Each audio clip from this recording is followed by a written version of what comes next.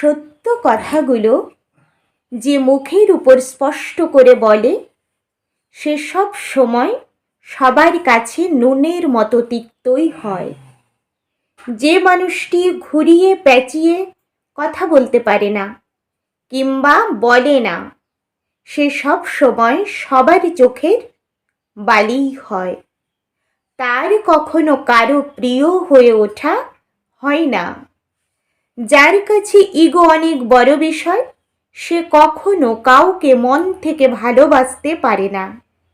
কারণ যেখানে ভালোবাসা থাকে সেখানে কখনো কোনো অবস্থাতেই ইগোর অস্তিত্ব থাকে না। অন্যায় করলে কাছের মানুষের কাছে নত হওয়াটা ছোট হওয়া নয়, বরং অনেকটা সম্মানের। কেননা যে কোনো সম্পর্ক ভাঙা অনেক সহজ, কিন্তু গড়া খুব কঠিন। যার ভালোবাসা আকাশের মেঘের মতো ক্ষণিকে ক্ষণিকে রং বদলায়, সেটাকে আর যাই হোক ভালোবাসা না বলে বরং ভালো অভিনয় বলা উত্তম। কারণ সত্যিকারের ভালোবাসা একটাই হয়। যেমন জলের বিকল্প শুধু জলই হয়, জলের তৃষ্ণা শুধু জলেই মেটে, অন্য কিছুতেই জলের তৃষ্ণা মেটে না। ঠিক তেমনি বলা চলে, সত্যিকারের ভালোবাসার মানুষকে কখনোই কোনো দিন ভোলা সম্ভব না। সব মেয়েদের তুলে খারাপ কিংবা ভালো কথা না বলে, যে আপনার সাথে যা করেছে তাকে কেন্দ্র করে কথা বলাটাই প্রকৃত মানুষের কাজ। একজনের দোষের ভাগীদার সবাই কখনো হতে পারে কি? পারে না। তাই মেয়ে জাতিকে উল্লেখ করে যখন খারাপ কিছু বলেন, তার মধ্যে কি আমার, আপনার, আমাদের, মা, বোন, স্ত্রী, মেয়ে পড়ে না? নাকি তারাও খারাপ? নিশ্চয়ই না। অন্যদিকে পুরুষদের ক্ষেত্রেও কিন্তু বিষয়টি একইভাবে আলোকপাত করছি।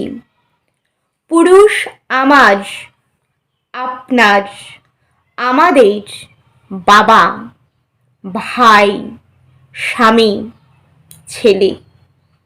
তাই পুরুষ হোক কিংবা নারী, কখনোই কোনো জাতির দিকে কেউ আঙুল তুলে কথা বলবেন না। কারো ফেসবুক আইডি অর্থাৎ তার টাইম লাইনটা শুধু তার গ্যালারি হওয়াটা আবশ্যিক নয়, বরং আমি বলবো একজন মানুষের মন, মানসিকতা, নৈতিকতা, বিচার বিবেচনা, উপলব্ধি, সঠিক শিক্ষার বহি করে থাকে তার টাইম লাইন। তাই কাউকে চিনতে ও বুঝতে হলে তার ফেসবুক আইডিটা ঘুরে আসুন, দেখবেন মানুষটা সম্পর্কে মোটামুটি হলেও একটা স্বচ্ছ ধারণা পাবেন।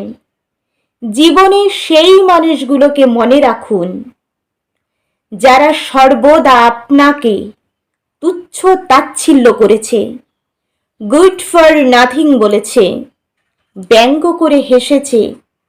আপনার সামান্যতম সাফল্যেও যে বা যারা হেসেছে বা জ্বলেছে, এদেরকে শুধু মনে রাখাই নয়, বরং এদের প্রতি কৃতজ্ঞতা প্রকাশ করুন।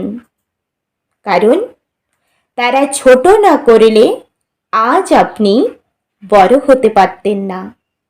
আপনার মধ্যে বড় হওয়ার সেই জেদটাই চাপত না, নিজেকে প্রমাণ করার ইচ্ছা শক্তিও জাগত না।